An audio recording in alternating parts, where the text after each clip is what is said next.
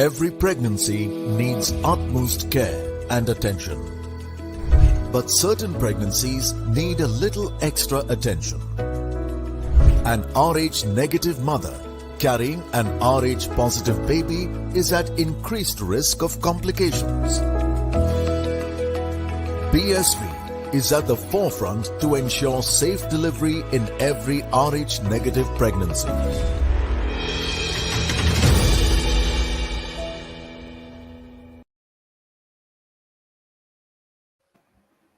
Hello and welcome to the Outside View presented by Women's Crick Zone and brought to you by BSV, Food and Wellness, Puma, MRI Hospitals and NPL Sports Foundation. So it's the hosts versus the defending champions today. The number 5 and number 6 place team right now in the points table, probably not a position they would have wanted to be. But to discuss the match for now, I have alongside me Brittany. So, welcome, Brittany, to the show. And it's going to be an interesting contest. It's a must win for both the teams. But if we have to talk about New Zealand first, we wouldn't say that they have played a lot of bad cricket, probably a lot of close matches. The 2 of the 3 matches that they've lost, those were the close encounters. So, probably they've already faced every worst situation they could have, and today they would want to get that win. There would be a pressure of hosting the World Cup as well. So how do you see New Zealand entering this contest against England today? As you rightfully said, it's going to be like a quarterfinals, a must-game win for both teams, and even more added pressure on New Zealand. They being the host team, everyone was looking for that. New Zealand would probably make it into the top 4 easily. Looked at the series they played against India recently. Look at the form that they came into the World Cup.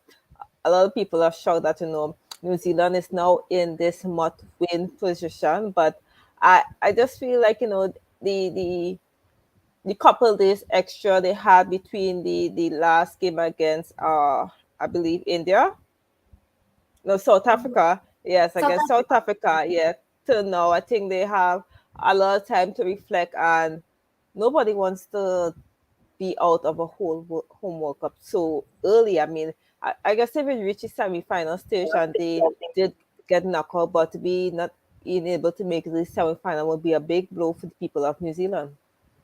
Definitely. And if we have to talk about Eden Park, we saw a high scoring game yesterday. A lot of runs coming in from Mithali Raj, Yastika Bhatia, and of course Harmanpreet Kaur. So something like that we're expecting today as well. And the decision to bowl first that England have decided after having won the toss that they'll bowl first probably is the reason, because yesterday we saw that the ball was coming a little bit better on the bat in the second innings, and that would be something going on in the minds of the England setup.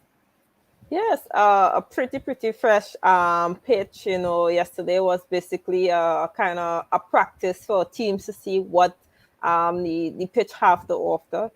Yesterday was a really good high scoring race, and it showed that today's game going to be just another thriller, I believe, because the top India and New Zealand have England deciding to bowl first, because they realized that watching the game yesterday, not much change in the pitch didn't change much, and also conditions are kind of similar to what it was yesterday. So I'm pretty sure we're going to have just an exciting game. An exciting game awaits, says Brittany. But of course, England are bowling first. And if you have to talk about their bowling, last game we saw them coming a bit in rhythm there. Anya Shropsol completed her 100 wickets. But before we get to her, let's just have a quick look at the playing 11 to see the setup that we're going to see, who are going to lock horns with each other for this must-win game for both the teams, for New Zealand as well as England. So here's a look at the playing 11 for today's match between England and New Zealand. If we can have that right now.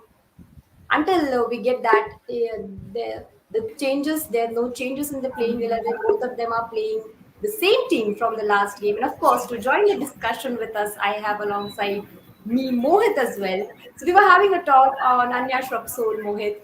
We saw her get into her rhythm in the last match, completed 100 wickets in international cricket in the ODI format.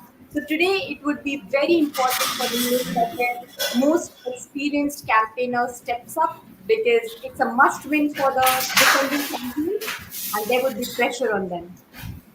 Yeah, definitely. Yeah, Anya's a big match player. She won them the final the last time round, and England would be counting on her to provide the early breakthroughs because on a pitch like this, early breakthroughs are absolutely crucial. Like even in yesterday's match, India couldn't get those against Australia, and then they had a really tough time. So if England are to do well in this game, Anya Shrapsol and Catherine Brunt definitely need to have a good power play and strike early.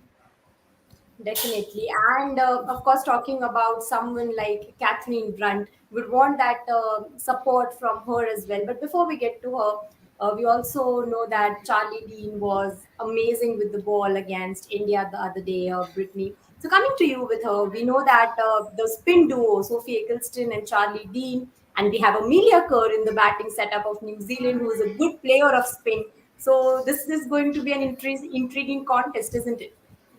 I believe that Charlie Dean is very excited to be playing against New Zealand because when they last met, when New Zealand toured England, she had the most wickets, which was 10 wickets. So she's going to be happy to know to be playing against New Zealand in a more high pressure game, and the fact that the conditions going to be similar to what in England. Definitely. And also, we've been joined by Julia. And first thoughts, Julia, about this match. Going to be an interesting contest, a must win for both the games, the hosts as well as the defending champions. England are bowling first, probably thinking about getting the chasing down, having a total to chase down, and probably in the second innings, batting would get a tad bit easier. That's what we saw in the yesterday's game. How are you looking at this contest? Yeah, well, I think they'll probably take a lot out of yesterday's game and exactly how, obviously got easy to bat on. You saw Australia pretty much cruise past India despite leading to the last over. So, yeah, it's a beautiful pitch. I think it's going to be an amazing game. Obviously, both teams are desperate to win because they know it's their sort of last ditch attempt to get through the final four. So, a must win for both. So, I love these sort of games. They make it really exciting for everyone. And of course, we're going to have a word on Catherine Brunt as well. She's been struggling to get her rhythm back, Julia. But this is going to be a big opportunity for her. Of course, there's a pressure, but if we know that the New Zealand top order is something that has been contributing the most in all the games. So probably a Sophie Devine, Amelia Kerr, any settled weight. If she gets those early breakthroughs today, it would be a great confidence booster for her. Yeah, for sure. Absolutely. I think to me, all I'd be saying to her is keep it quite simple. I think she's actually been trying too hard. I think she's trying to change up things, too many balls, and she should just bowl. We know that there's some good swing at Eden Park if you get the ball up there. And I think if she just, tries to consistently hit a length, let them to try and hit a down ground because it's a short, straight field. I think that way she's going to be able to get a few sort of nicks behind and make it look quite challenging for the batters. So to me, just keep it a bit simple. I think she's just been trying too hard to get those wickets that she normally picks up pretty easily.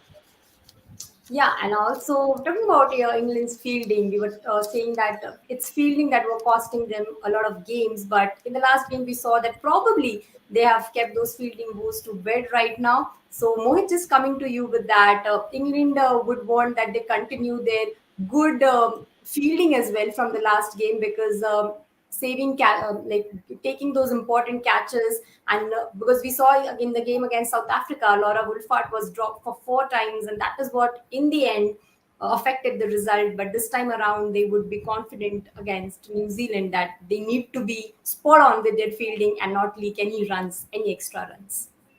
Yes, we've seen it right through this World Cup that teams who field well and run well between the wickets are the teams that have been doing well. And England were very ordinary in the field in their first 2 or 3 matches. Even in the game against West Indies, they dropped a lot of catches. So they are a side which sets high standards in the field. But I think like they've been away from home for a long time. It's been a tough tour for them. They haven't been winning. But in the last match, their fielding display was much better, like you said, and I think they will need to have that against a team like New Zealand, which generally feels pretty well and has fielded well right through this tournament. So England do need to be on top of their fielding as well as running between the wickets if they are to win this match. Definitely. And getting to New Zealand's batting now, we know that the likes of Sophie Devine and Amelia Kerr have been contributing the most to the team. In the last game against South Africa, also, we saw that they were patient, they were absorbing all the pressure because they knew that the South African pacers, the trio, they would start hard and losing early wickets would be not a good thing for them. And once again, all the responsibility would be on the top order, but we would want a Susie Bates coming in and finding her rhythm back because barring that one innings, she has not looked at her absolute best, Brittany. So do you see Susie Bates getting into rhythm today because it's an important one for New Zealand and she is the experienced campaigner for them?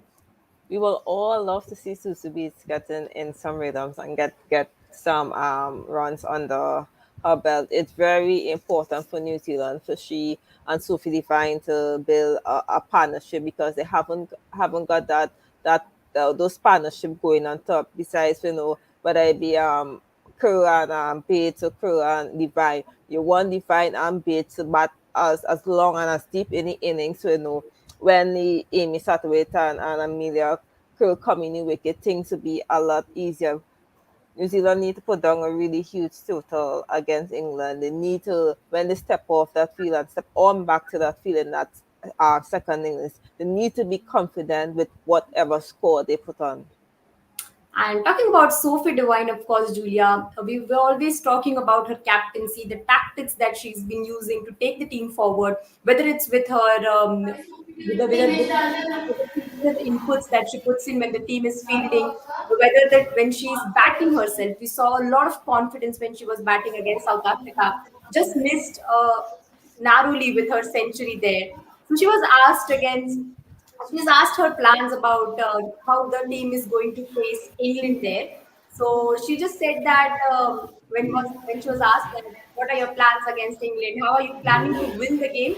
She was like, we just have to score one more run than them. It's that simple for her. So just to take on how big a responsibility it would be for Sophie Devine today to step up and then once again do the job for the team. She would be determined to do so because it's a home World Cup. It's a pressure. People are expecting, the crowd is expecting, and there's Sophie Devine standing tall for the team.